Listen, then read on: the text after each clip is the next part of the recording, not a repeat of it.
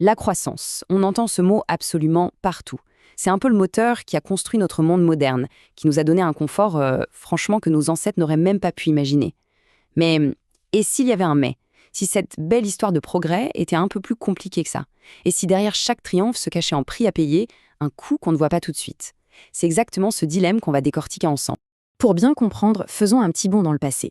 Imaginez, on est au XVIIe siècle. Et déjà, quelqu'un comme Bernard de Fontenelle se disait « Un jour, on fera du commerce entre la Terre et la Lune ». C'est fou, non? Cette citation, elle capture parfaitement cette ambition humaine qui nous pousse à aller toujours plus loin, à voir toujours plus grand. C'est exactement ça l'esprit de la croissance. Mais concrètement, qu'est-ce que ça veut dire, la croissance économique? Alors, techniquement, pour mesurer la croissance, on a un outil principal, le fameux PIB, le produit intérieur brut. Pour faire simple, imaginez qu'on met dans un grand panier la valeur de tout ce qui est produit dans un pays en une année. Absolument tout, des voitures, des services, des baguettes de pain, tout.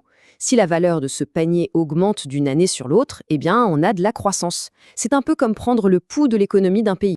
D'accord, donc on a ce moteur. Mais qu'est-ce qui met de l'essence dedans? Qu'est-ce qui le fait vraiment démarrer?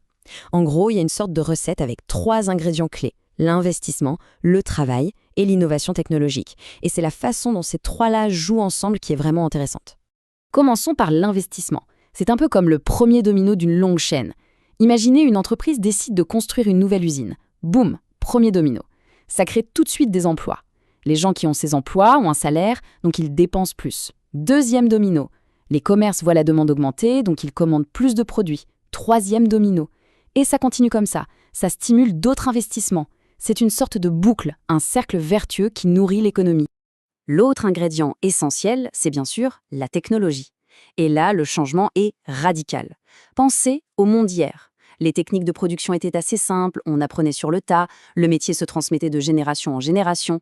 Maintenant, aujourd'hui, on parle de science, d'évolution ultra rapide, de formation de pointe. Le fils d'un ingénieur ne devient pas automatiquement ingénieur, il faut des compétences très spécifiques. Le savoir est devenu le carburant principal de notre moteur économique. Bon, on a vu les ingrédients, maintenant voyons ce qui se passe quand le moteur tourne à plein régime. Et pour ça, il y a un exemple historique parfait. Juste après la Seconde Guerre mondiale, une vague de prospérité incroyable a déferlé sur beaucoup de pays. C'était une véritable explosion de la consommation. On appelle cette période les 30 glorieuses, en gros de 1945 jusqu'au milieu des années 70. Et ce n'est pas pour rien. En 30 ans, le quotidien des gens a été complètement bouleversé, leur niveau de vie a fait un bond spectaculaire. Pour se rendre compte de l'ampleur du phénomène, retenez juste un chiffre, 3. Pendant ces 30 ans, presque tout a été multiplié par 3. La production, par 3. La productivité, par 3. La consommation, par 3. C'est un rythme de changement absolument dingue. C'est phénoménal. Et dans la vie de tous les jours, ça a donné quoi? Ça a totalement révolutionné l'intérieur des maisons. Des choses qui étaient considérées comme du luxe, la voiture, le frigo, la machine à laver, sont devenues des objets du quotidien. La voiture est passée de 20 à 70% des familles, le frigo de presque rien à 95%. C'est tout le confort moderne qui est né à ce moment. Jusqu'ici, c'est une belle histoire, n'est-ce pas? Progrès, confort, mais il y a un revers à la médaille. Cette croissance fulgurante, elle n'est pas venue sans rien.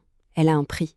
Un prix qui est souvent caché, un coût social, humain, qu'on commence seulement à mesurer. Le premier coût, celui qui nous saute aux yeux aujourd'hui, c'est bien sûr l'environnement. Pour produire autant, il a fallu puiser massivement dans les ressources de la planète. Et ça a généré une pollution énorme. En fait, c'est une sorte de dette qu'on a contractée et c'est les générations futures qui vont devoir la payer. Mais le coût est aussi très humain. La croissance, c'est le changement permanent. Des industries naissent, d'autres meurent. Et quand une industrie disparaît, des emplois disparaissent avec elle. Perdre son travail, ce n'est pas juste une ligne dans une statistique. C'est une vraie source de stress, d'angoisse pour l'avenir. Au-delà du chômage, c'est le travail lui-même qui a été transformé. La course à la productivité, ça veut dire quoi? Des rythmes plus rapides, plus de pression. Des métiers traditionnels, comme agriculteurs ou petits commerçants, ont été balayés, et tout ça, ça a créé beaucoup d'anxiété et de tension dans la société. Autre conséquence, la croissance a poussé les gens à quitter des campagnes pour les villes. Ça a créé des métropoles immenses, et avec elles sont apparus de nouveaux problèmes. Crise du logement, des quartiers qui se transforment en ghettos. Dans l'anonymat de la grande ville, la délinquance a trouvé un terrain plus favorable. Et puis, il y a peut-être le problème le plus pernicieux. C'est que le gâteau de la croissance n'a pas été partagé équitablement. Loin de là. Souvent, au lieu de réduire les inégalités, la croissance les a en fait aggravées. Entre les plus riches et les plus pauvres, entre les régions et même entre les pays. Prenons un exemple concret, la Tunisie. Ce graphique est très parlant.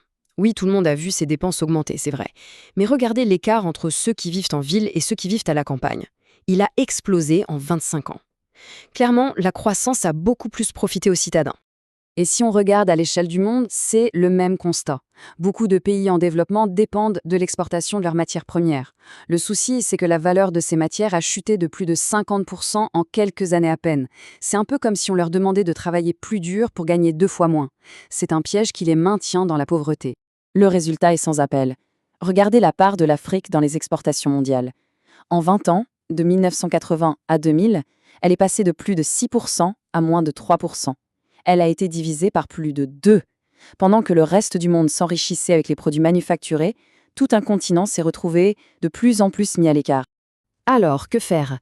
On a d'un côté les bienfaits incroyables de la croissance et de l'autre tous ses coûts cachés. Le bilan est, on peut le dire, très contrasté. La grande question, c'est comment on fait pour avancer?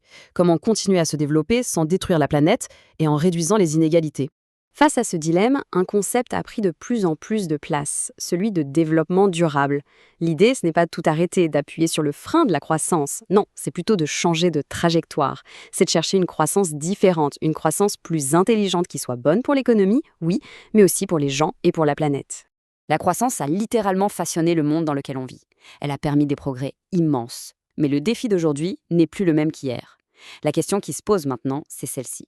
Si la croissance a créé notre monde moderne, quel genre de monde allons-nous, nous, devoir créer pour le préserver?